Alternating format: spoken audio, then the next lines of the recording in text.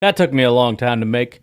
Welcome to Packernet After Dark. This is the only call-in show, the Packernet Podcast Network, at least that I'm aware of. We're going to do calls today. We haven't done it in a little while. Been busy making stupid videos like that. I mean, not stupid, amazing videos like that. And so that's what we're going to do today. If you'd like to call in, 608-501-0718 is the phone number. If you're wondering why this depth chart is up, just a placeholder. Just a placeholder until we have a reason to look something up. Also, let me know as quickly as possible if you either don't hear audio or if the audio is echoey. Because because things happen. But let's get started with Kyle from Madison.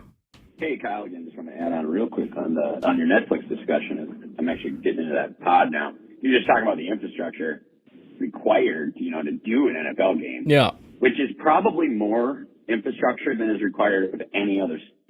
It's pretty wild. I'm trying to I can't imagine, maybe golf or something weird that I'm not thinking of, but the number of angles you need, and the shutter speed that you need from those cameras because of the need to do replays in slow motion. Like, you need a lot of cameras. I'm kind of surprised maybe Netflix didn't, and maybe like you're saying, they don't have a partner in this, but it seems like it'd be a lot cheaper just to pay one of those other companies a percentage, they're not doing the game, just doing their infrastructure. But I was going to say that the absolute worst, when this is on display, in its most noticeable form, is definitely if you're an international soccer fan, in particular a U.S. fan, when it comes time for qualifications to the tournaments like the World Cup. You got to play everybody in your region and sometimes South America, depending. And obviously in the United States, I don't know what percentage, but the majority of televisions are now, HD, and they're in the 16:9 ratio or whatever. But when you get into Central America and South America, that's not the case.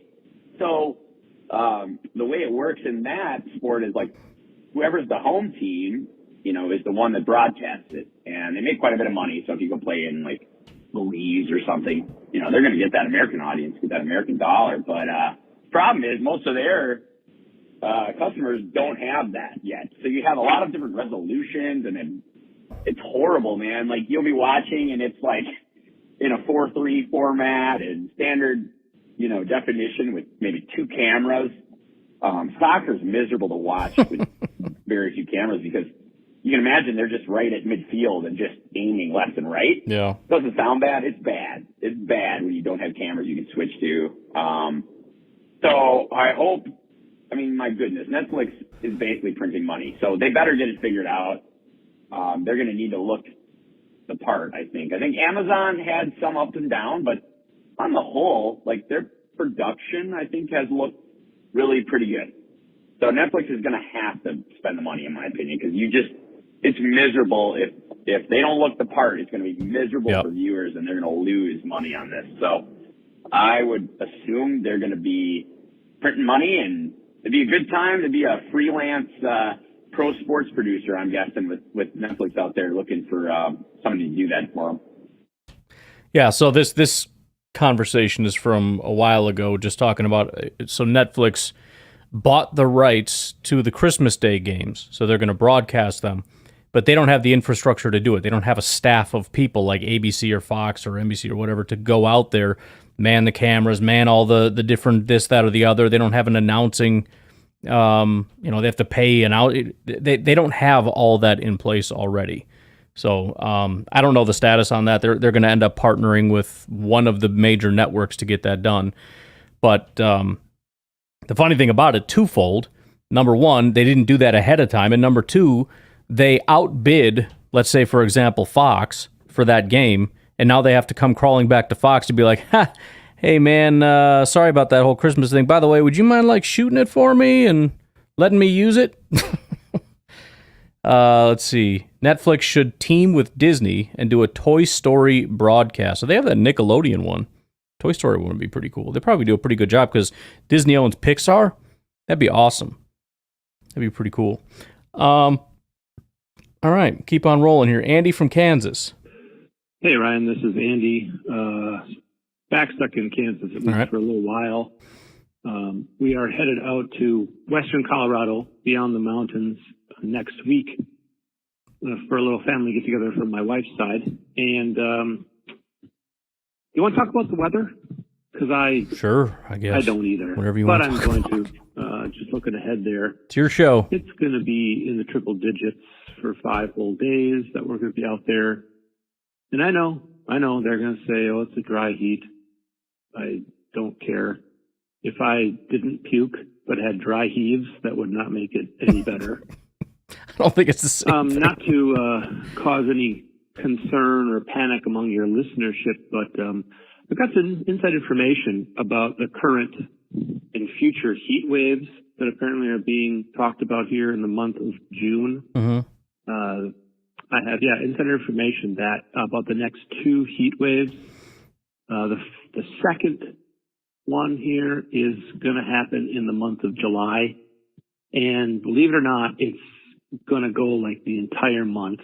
And then the third heat wave that's upcoming will take place in a month called August. Also going to last pretty much the whole month. But I've had a premonition that come mid-September. Did you just describe summer to us? There's a heat wave coming called July and August. So maybe that was a joke and that's what you meant. But if not, that's the thing.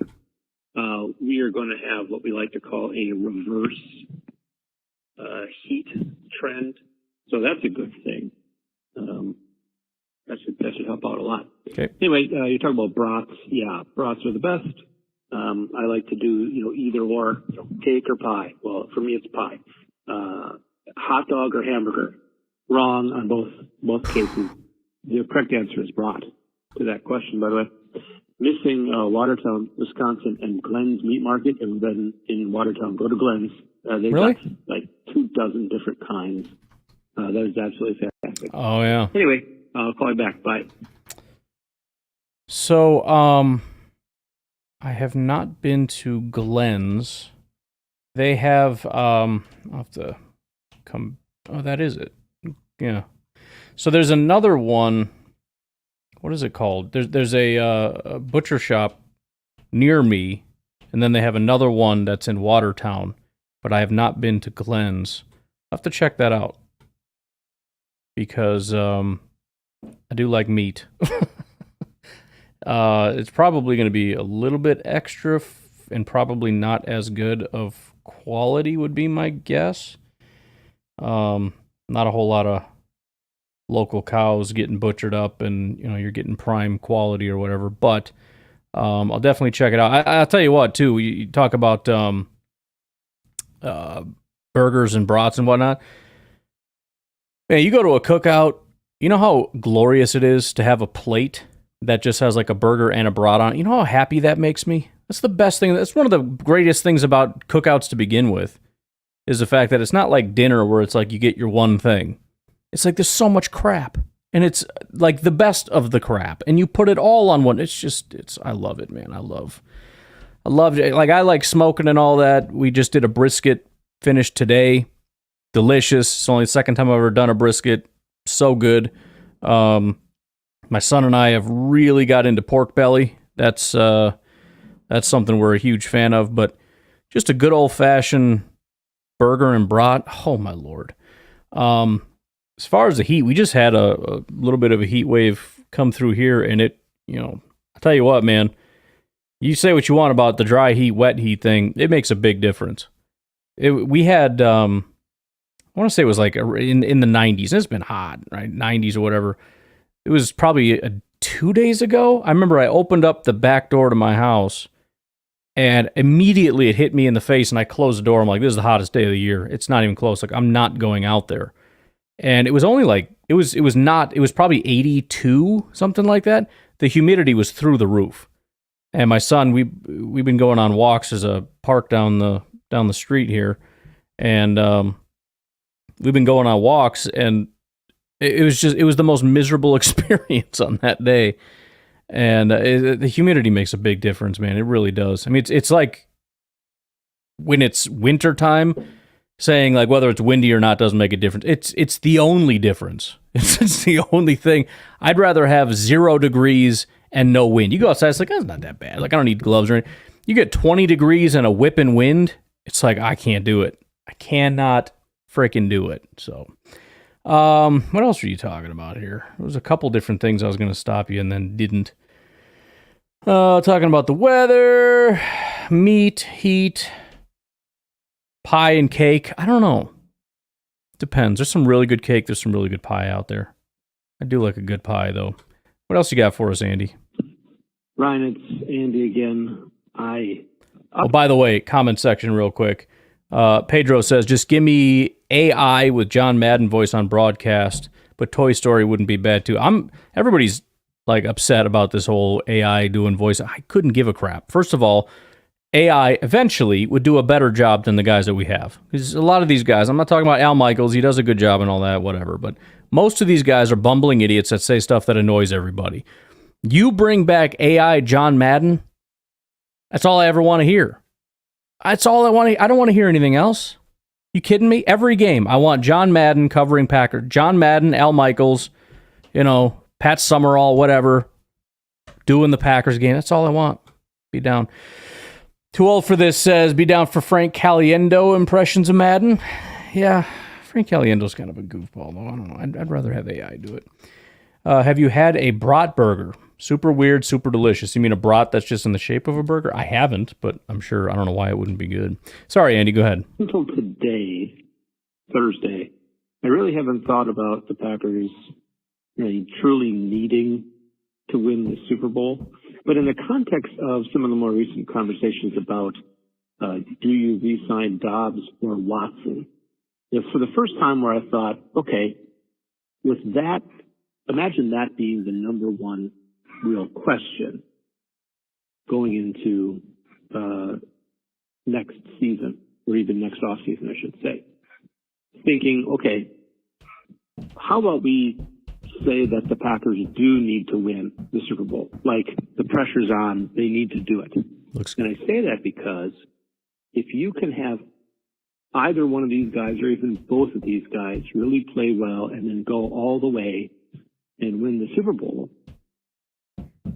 I wouldn't say that you'd have to offer one the contract and not the other. What if you just trade one of them? Trade one of them after you win the Super Bowl when they've both been, pretty big contributors. Now, some would say that's kind of crazy to do it that way. Yeah, but if you're not going to keep both of them, you might as well really push and get something. And and how are you going to get, really the highest value if you're coming off the Super Bowl win? So just kind of, figuring that part out, or restructuring that thought that way. They would, whoever gets traded would have 1 year on a very cheap contract, but you could ask for a ton, I think, especially for a team that's contending and wants a wide receiver. It sounds crazy, but Goody's just been doing a bang-up job, so I think that would be great. Anyway, I know it's been the slow, part of the off season or whatever. So I'm going to leave you with actually some baseball scores from around the league, just to give you something to think about. Let's see here: 5-3, 6-1, and 9-8 in 12 innings. Bye. What the heck are we talking about? Here's some of those pineapple teriyaki brats. You're talking about all different kinds of brats. They got pineapple teriyaki. I don't think I would eat that, I'll be honest. I mean, I would, but that would not be my pick if we're getting some crazy brats or whatever. I don't know. I mean, a lot of times, I know for the sake of the hypothetical, how would you handle it? It'd be interesting to kind of walk through that. Generally speaking, though, we have these hypothetical conversations, and they're kind of a waste of time because it doesn't come down to that. Like, well, we're obviously not going to be able to pay all of them, so what do we do? Like, well, the premise is wrong. My thought process, and I'm sure there are scenarios where this isn't the case, right? You can dream up something where it's impossible to keep everybody. But my general premise on this is when the Packers want to keep somebody, they keep somebody. Devontae, okay, he kind of basically forced his way off. That's not necessarily what I'm talking about. What I'm saying is I can't think of a single instance where the Packers are like, man, we'd like to keep this guy, we just don't have the money, and so we're going to have to cut him. Maybe it's happened. I don't know. I don't think so. I think that they would see this coming down the pipeline and they would plan for it accordingly. I mean, I think, you change when you give certain guys contracts, right? If you see this coming, and like, let's say Reed and Watson and Wicks and Dobbs all just blow up and they're looking amazing. Maybe you offer Watson a contract this year, right? So you start the clock on that one. And then, you work on Dobbs next year, and then you work on Reed the next year. And, you just work on the structure that way. I just don't think that's something that needs to be really, a lot of time needs to be spent, especially this early. Like, if we get to that point, but I think a lot of this is going to work itself out. Some of these guys are going to flame out. If Watson continues with injuries, I don't know how hard we pursue that. But if you were to force me into a situation where, all of them became Justin Jefferson, Watson, Wicks, Reed, Dobbs, what do you do? Yeah, probably. You probably have to, I guess, trade somebody and recoup, like a first-round pick and invest in another position, or multiple first-round picks or whatever, because they're just massively elite. But I just don't think that that's really anything outside of maybe an interesting thought experiment. I don't think it's anything we need to really worry about. How long have we been going here? 17. Why don't we take our first break? We'll come back and hear from TJ in Alabama.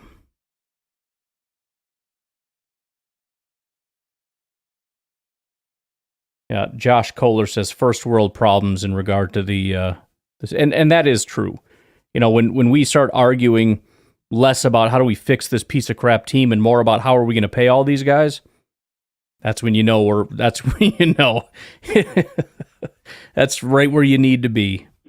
Hey Ryan, TJ from Alabama. What's up? Just listening to the Gutekunst interview and your comments and so on and so forth, and talking about kickers and normally kickers are not super high in my list to talk about, but a thought popped into my head and I need to get it out and see where you land on it. So, I mean, in general, yes, I would be upset if we're drafting, as we have in the past, a punter or a kicker in the third round or something of that nature. Like that is way too high for the for the value of a punter or kicker that you don't know.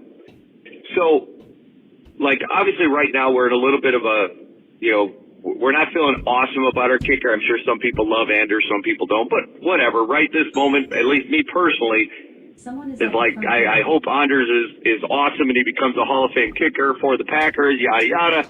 But, like, right this moment, I'm not very comfortable with it, and last year wasn't so hot.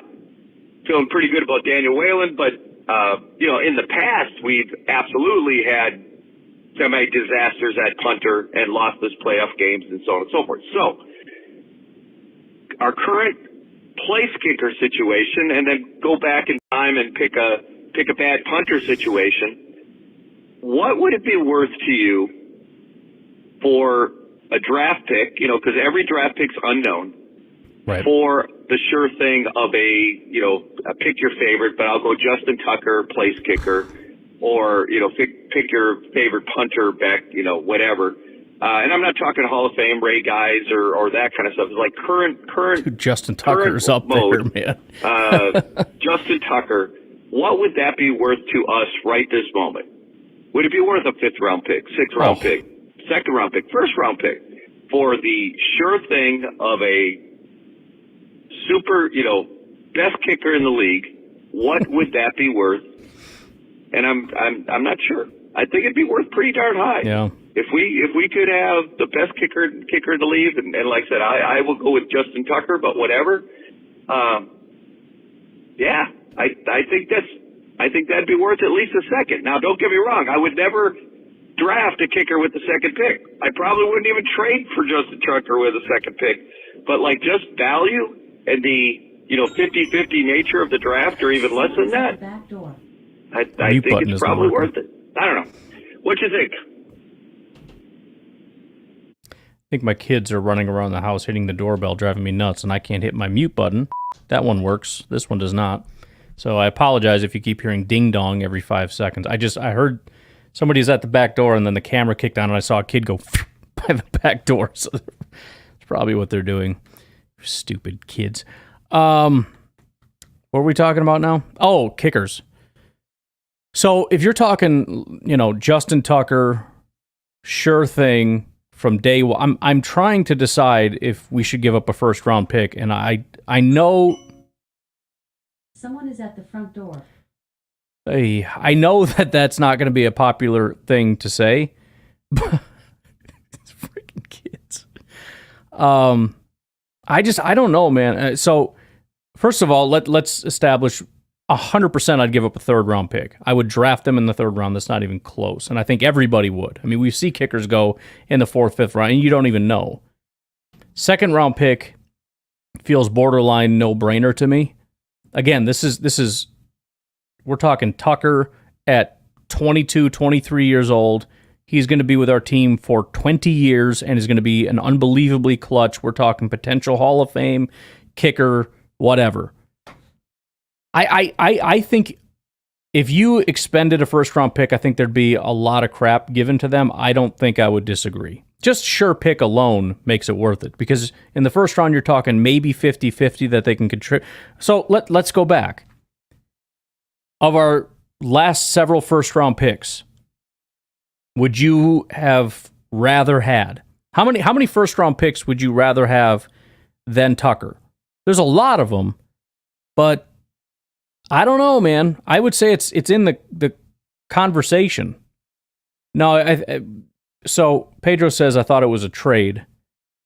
I know he made the comment that I wouldn't even trade this for that or the other. I mean, if we're talking trade, it's not super high, but where would you draft a guy if it was a guarantee and it was a kicker?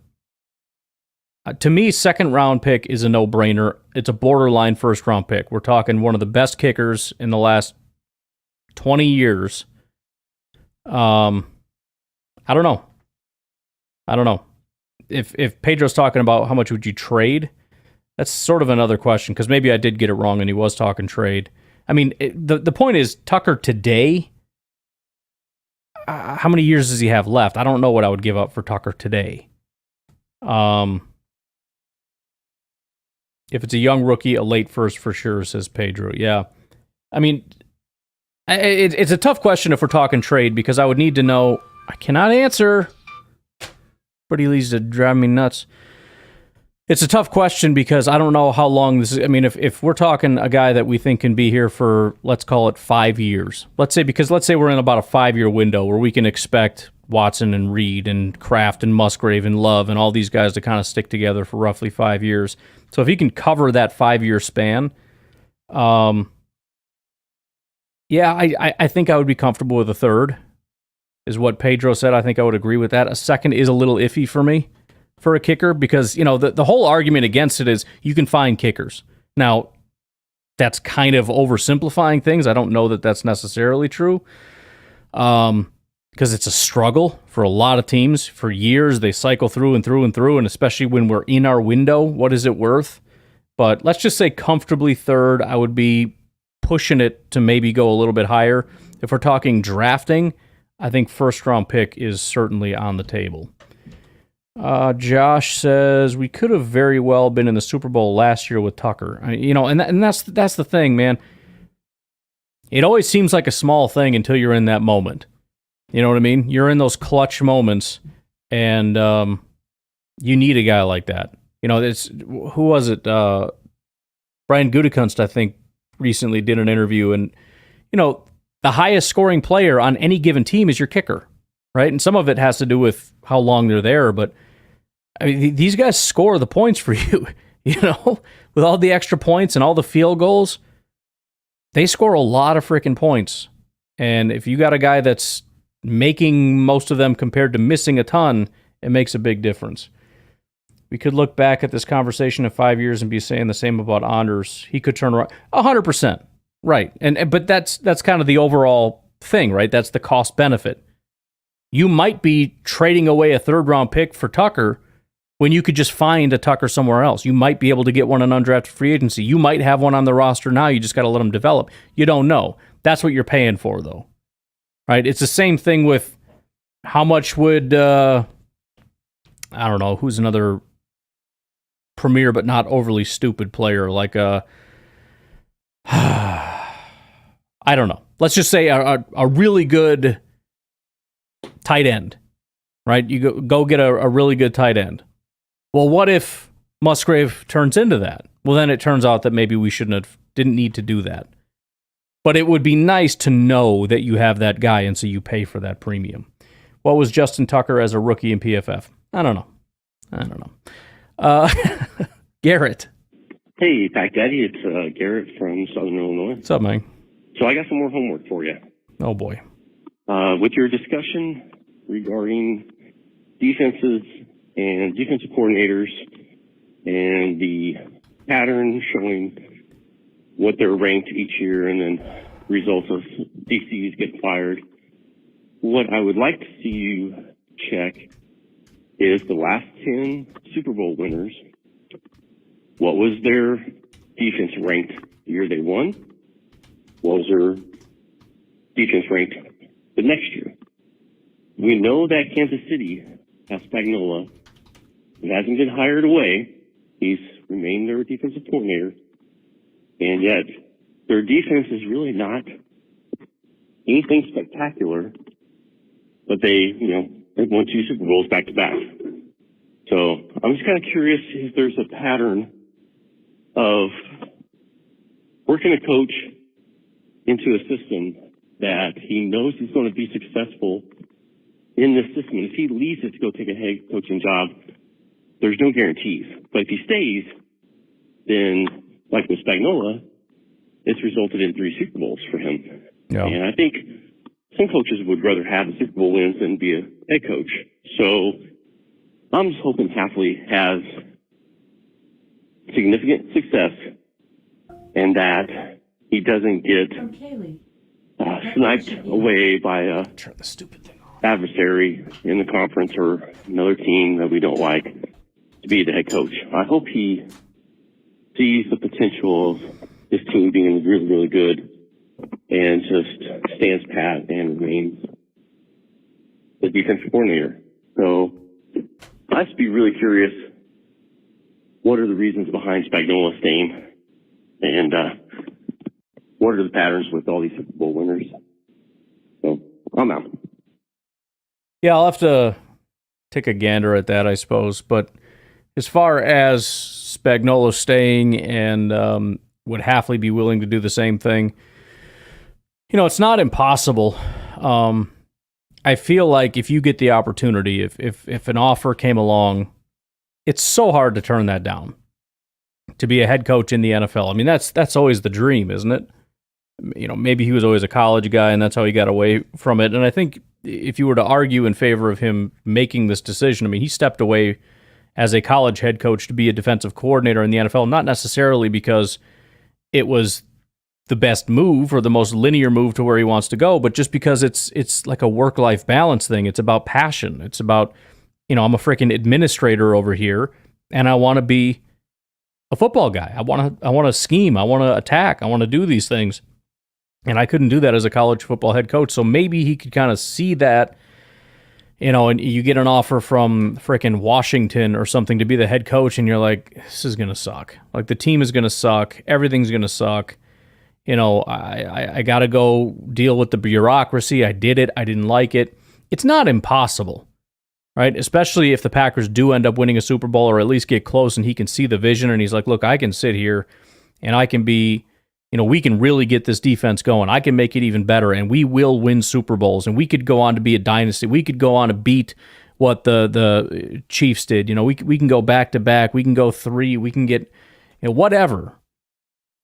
It's not impossible. I just think the allure of it, having never done it, would be tough. But at the same time, the sales pitch, if I'm the Packers to Hafley, would be, listen, I'm very happy for you, and if that's what you want to do, I completely understand wanting to chase that. Here's the counterpoint. We're on to something special here. You're going to go over there. It's going to be a disaster. Not because of you, but just it's a bad football team with bad players and bad owners and whatever.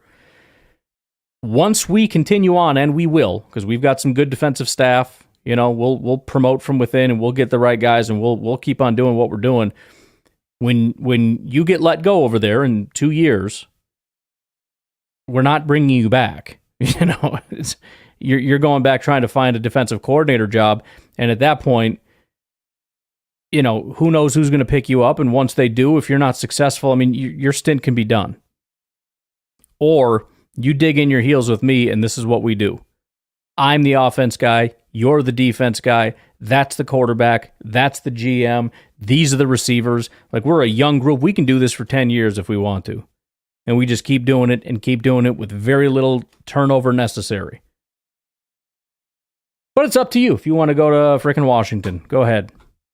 I don't know if that sales pitch will work, but that would be my pitch. I understand the allure, but you did it before, right? You had a great gig at Ohio State. You thought you'd have something better over at Boston College. It was a disaster. You end up taking another DC job shortly thereafter because you hated it. Don't make that mistake again. Too Old for This says, you just know that if Hafley proves himself competent, that the Bears are going to try to snub the Bears. Why are they even a team, man? Get your own stuff, dude. Draft your own players. Find your own coaches. I mean, you go out and you get Matt Nagy, right? You pluck him from the Chiefs. Well, they win Super Bowl, so they must be good. You bring him in. You suck, right? You draft a quarterback. He sucks. You draft a new quarterback. He sucks. You go get a new coach. He sucks. Like, just stop. Just stop. Oh, what up, Ryan? Looking forward to your fresh takes coming up. We'll see what I got for you. What time we got? Why don't we take a break? I'm getting a little tired, and of course today's debate night. If anybody's interested, the debates always remind me of the preseason, right? Like I always like get excited about it, like, oh, this is gonna be crazy, and 2 minutes in, I'm like, this sucks. This is not interesting at all. This is stupid. Like, it's almost like NASCAR. You're just waiting for the crash, you know? No offense. I mean, you know, hope everybody's okay. But outside of that, there's nothing interesting that happens. You're just waiting for like that gotcha moment, that kind of crazy, like, oh, dang. But now there's no audience. It's going to be boring. But I pretend it's going to be all exciting. I'm all jacked up about it. Anyways, let's take a break. We'll come back, and we've got more Garrett from Southern Illinois.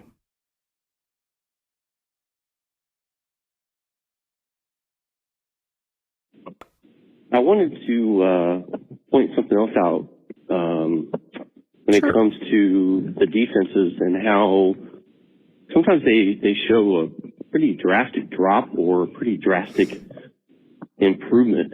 And one of the things you didn't bring up was, you know, loss of free agents that might have been, you know, the linchpin for the defense that is a free agent the next year, and they get signed away because they played so good in that defense that they lose some of their most key playmakers, and then the next year there's just a big drop off.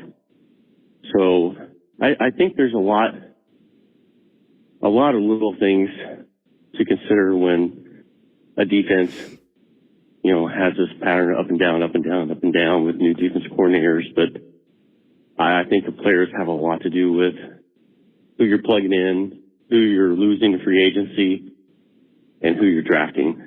Is the player a bust? Is the player a hit?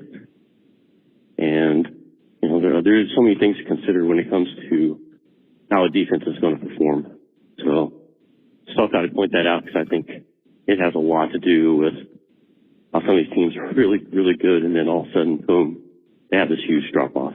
But I'm out.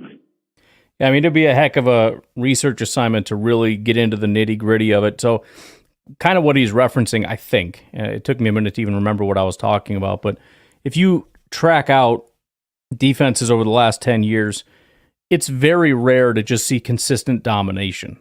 It's you know, if you can get a good defense, that's great. If you can do it in 2 years in a row, that's really impressive. 3 years, 4 years, 5 years. I mean, by the time you get out to 5 years, there's not many, if any, that have been able to do it. And I'm just talking like top 10 defenses, which isn't even that, you know, top third. Congratulations, right? I'm not even talking necessarily massively elite. So there's a lot of volatility, and yeah, to actually fully research it and say, okay, players coming in and out, coaches going in and out, if you control for this or control for that. In other words, could you expect more sustained success, assuming we largely kept the same players because we're young and somehow we were able to retain the same coach? Then could you expect to maybe maintain it?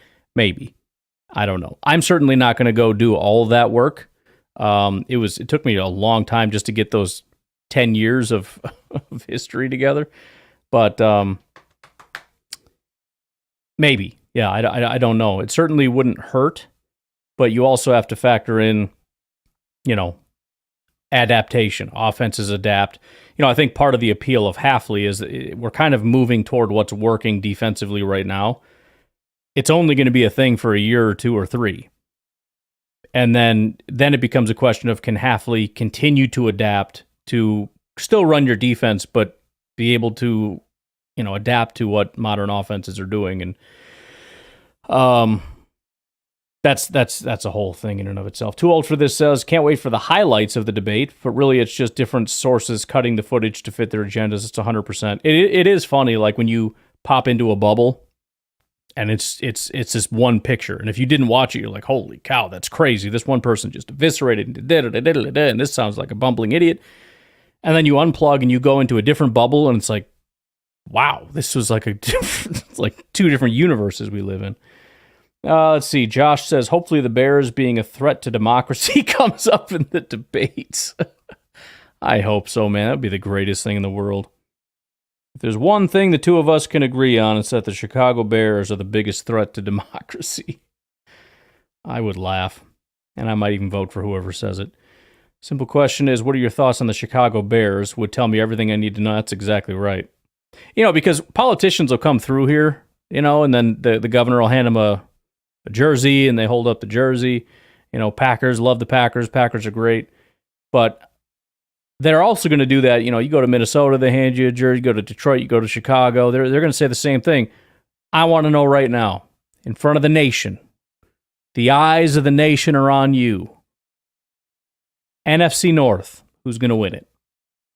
Packers, Bears, Vikings, Lions, pick a team. Which team is the best?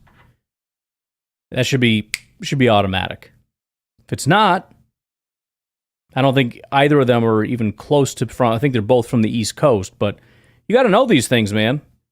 You're president of the United States, not president of like the East Coast. So I want an answer right now. Right? Rust Belt time. Let's go. Pick a team. Pick wisely. Unfortunately, you want to appeal to the most vote. Although you got to go swing state, so you take Chicago Bears out of it. Minnesota, so it's going to be between Detroit and Green Bay. I bet they'd say Packers. I bet they would. I think that's going to be like the tightest swing state and also the easiest answer because of the history and all that stuff. I'm sorry. Now we're getting off on it's not a political tirade, but I'm just going off on the thing. Bears aren't a threat to anything, says Savage. True that. Uncle Rico, save me. Yo, Ryan. Hey. It's your Uncle Rico. I just heard you talking on the pod. Once again, I'm running a little bit behind here, but about Joey Chestnut. Goat. And whatever those nasty ass things he's sponsoring. Dude, Joey Chestnut is dead to me. Oh, yeah, that's right. Come the vegan on. thing. He's like the Colin Kaepernick of the hot dog world. Rico out. What does that mean? Is Colin Kaepernick a sellout? Is that what we're saying? Yeah, that is shameful, man. It really is. I understand taking the money, but you are the king of hot dogs. You are the king of gluttony, and you go off and sign with some vegetarian vegan hot dog company, which you can't even call it a hot dog. What is it? It's a pile of bean sprouts in the shape of a kind of phallic thing. I don't know. It's disgusting. I want to see. Here's what I want. I want to see him, and maybe he's already planning on doing this. Do a simulcast during the Nathan's hot dog competition while they're all fighting for actual second place. I want him eating those vegan hot dogs. You know why? Dude is going to puke after he eats 5 of them because that's disgusting. There's no way. There's no way. Oh boy, I'm not getting into that. I'm going to read it, but I'm not going to. Yeah. Fair enough. Dakota. Hey, this is Dakota, that nerd in Tennessee. How you doing, Ryan? Good. Thanks. How are you? That's good to hear. Thanks. I guess. I hope that's good to hear. If not, I'm so sorry. I'm But, dying. for dare you. folks that don't know, I work at a state park in Tennessee, and we get a whole bunch of folks. Actually, we get a whole bunch of folks, French Canadians, actually. But, a lot of times we'll get a bunch of people from, Wisconsin and up in that area. So we had a family from Wisconsin come in this morning, wanting to go to Beale Street and, ask them some questions. And I try to get around to this. Oh, do y'all happen to watch football? So the wife looks at the husband and is like, oh, yeah, this one here does. And the husband said, yeah, we live in Wisconsin, but it's not what you think. It might be considered heresy. Because I had just let him know that I'm a Green Bay fan. Well, I was like, oh no, are you a Bears fan? He said, oh, not that much heresy. I said, oh no, what is it? He said, I'm a Vikings fan. I live, I'm going to need his license plate number when you get a chance. Just text that to me. We have procedures up here in Wisconsin for how we handle that stuff. But I'll let you finish, but I do need you to send me that license plate. Right there on the river that I can't remember what he called it. But over there on the west side, I'm guessing, of Wisconsin. And, he started talking about, he's like, oh man, we lost Kirk Cousins, and he was so sad about it. So, just to gauge him, I said, hey, I'm a fan of J.J. McCarthy, sitting for a year. I know you got Sam Darnold, but, ride or die with him for 1 year at least.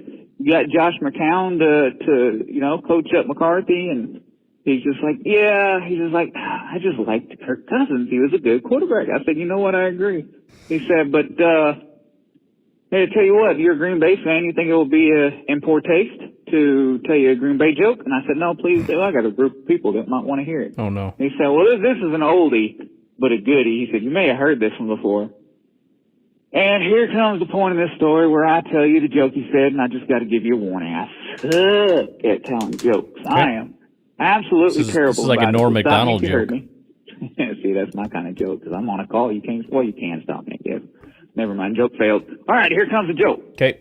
So a man buys a ticket to a Packers game, and he's all excited because it's his first game he's ever got to go to. And, he drives up, he's in good spirits. He walks to his seat, and he passes a gentleman. Every seat is full. He got there a little bit late. All the seats around him are full except for the one seat next to this one gentleman. So this guy stops and asks. He said, hey, what's the deal with the empty seat? And the guy said, well, that's my wife's seat. And he said, well, where's your wife at? The man said, well, she just passed away.